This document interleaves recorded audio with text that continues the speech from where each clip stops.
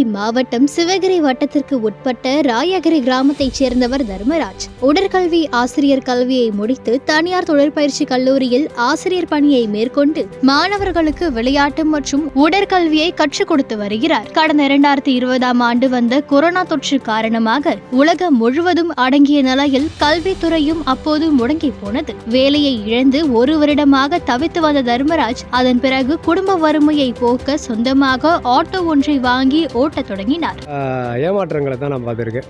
பள்ளி பருவத்திலையாக இருக்கட்டும், ஒரு கல்லூரி படித்ததுலேயுமே சரி, எந்த ஒரு இடத்துலையுமே எனக்கு என்னென்னா ஒரு வாய்ப்பு கூட கொடுத்ததில்லை. சரி, ஒரு மீட்டு அவன் ஓடி பார்க்கட்டும், அவன் ஜெயிக்கானா தோக்கானான்னு பார்ப்போங்கிற ஒரு வாய்ப்பு கூட எனக்கு கொடுத்ததே இல்லை.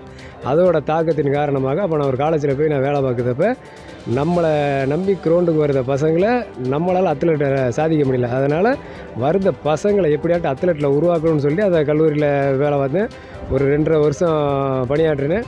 2.5 வருஷம் நான் போய் கலந்துக்கிட்ட மீட்டில் ஜெயிக்காத இடம் கிடையாது. உடற்கல்வி ஆசிரியராக இருந்தபோது அவரிடம் கற்ற மாணவர்கள் சிலர் காவல்துறைக்கும் இராணுவத்திற்கும் முயற்சி செய்து கொண்டு இருப்பதாகவும், ஒவ்வொரு முறையும் உடல் திறனாய்வின் போது தோல்வி அடைந்ததால் காவல்துறை மற்றும் இராணுவத்திற்கு செல்ல முடியாமல் போனது குறித்து அவரிடம் வருந்தியுள்ளனர். இதை கேட்ட தர்மராஜ் இவர்களுக்கு பயிற்சி அளிக்க முடிவு செய்தார். அப்போது செயல்படாமல் பாழடைந்து கிடந்த பழைய கட்டிடம் ஒன்றை சுத்தம் செய்து உடற்பயிற்சி உபகரணங்களை அங்கே வைத்து உடற்பயிற்சி அளிக்க ஆரம்பித்துள்ளார். ஆட்டோ ஓட்டும் நேரத்தை தவிர மாணவர்களை அழைத்து பயிற்சி அளித்து வருகிறார். பயிற்சி பெறும் மாணவர்களின் நண்பர்கள் தங்களுக்கும் பயிற்சி அளிக்க கேட்டுக் கொண்டுள்ளனர். உடற்பயிற்சி கொடுப்பதற்கு கட்டணம் எதுவும் இல்லாமல் அவர்களுக்கும் தேவையான உடற்பயிற்சிகளை தனித்தனி மாணவர்களுக்கும் ஆராய்ந்து கற்றுக் கொடுக்க துவங்கினார்.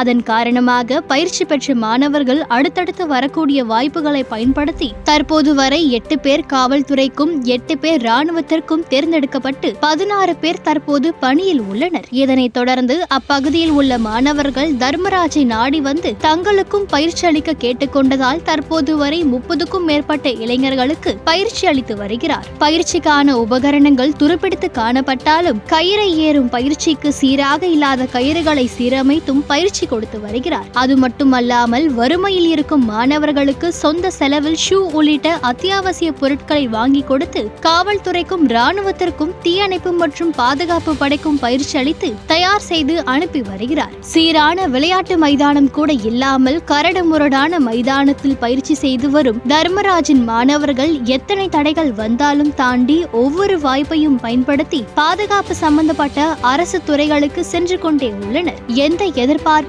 இல்லாமல் தன்னால் இயன்ற அளவு உழைப்பை இளைய சமுதாயத்திற்கு அர்ப்பணிக்கும் தர்மராஜுக்கு ராயகிரி பொதுமக்கள் ராயல் சல்யூட் அடித்தால் கூட அது மிகையல்ல.